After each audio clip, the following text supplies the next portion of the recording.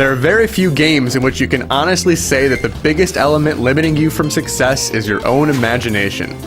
Scribblenauts is an entirely open-ended puzzle game, allowing you to summon tens of thousands of different objects to help you reach the end of every level. It's a crazy concept, but it works really well for the most part. The nearly unlimited vocabulary is staggering, giving you access to all sorts of animals, kitchen appliances, weapons, food, and just about any other object you can think of. And it's a blast just calling forth these creations and seeing how they react to each other. Once you get into the heart of the game, though, some problems become apparent. The controls lack precision, levels often don't force you to be creative, and the game frequently ignores real-world logic. However, while Scribblenauts doesn't quite reach its potential, it's so original and fun, it's possible to look past these problems and enjoy a timeless fight between Man, Bear, Pig, and Ra.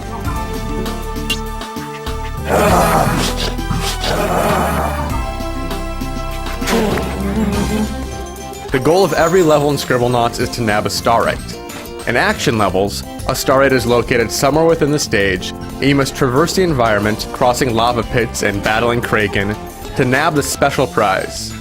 In puzzle levels, you have to complete a specific task, such as giving Santa something he doesn't already have, he seems to fancy a carton of malted milk, or figure out which of 4 identical-looking construction workers is an imposter. Trying to think of ludicrous ways to complete these objectives is awesome. In one early level, a butterfly hovers tauntingly over your head and you must somehow corral it. If you want to just finish your task and move quickly on, you can summon a butterfly net and nab the insect without any flair. But you can also be silly and see how that flying bug reacts to a pterodactyl, or glue a safe to a boulder and climb up to grab it with your own hands.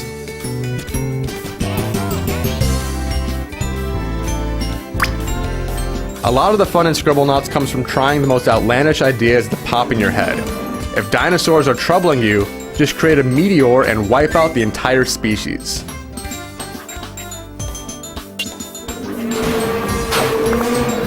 Why ride a horse when Cthulhu is just a few button taps away, as long as you remember to put saddle on him and blast him with a mind control device first? The problem is, all too often levels don't force you to use your noggin. There's very little motivating you to push your right brain, so it's easy to fall into the trap of strapping on a pair of wings to get around, a ferocious animal to kill all who oppose you, and move on to the next challenge without any thought. There are special medals for passing levels in a specific way, such as not using weapons or riding animals, but the levels are often so open-ended, it can be difficult to push past the mundane and come up with a truly special solution. Another problem with Scribblenauts is the objectives are not always clear. For instance, in one level, you must bribe 3 aliens with presents in order to get the precious minerals they are protecting. The problem is, when you try to hand these rocks over to your astronaut friend, like the before level hint suggests, you end up tossing it in his face, causing him to pout in the spaceship. Other times, you can pass levels for no logical reason. In one water-themed level, you have to rescue a man stranded on an island. For some inexplicable reason, by just giving him koulourakai, a Greek dessert, you earn the starite. These baffling occurrences aren't too frequent, but when you finally complete a level that was giving you a hard time with such an illogical solution, it puts a damper on the ridiculous fun. Just about everything in Scribblenauts is controlled using the stylus, which opens up the door for a few problems. In many levels, securing a rope to an object or animal is one of the most efficient ways to complete the objective.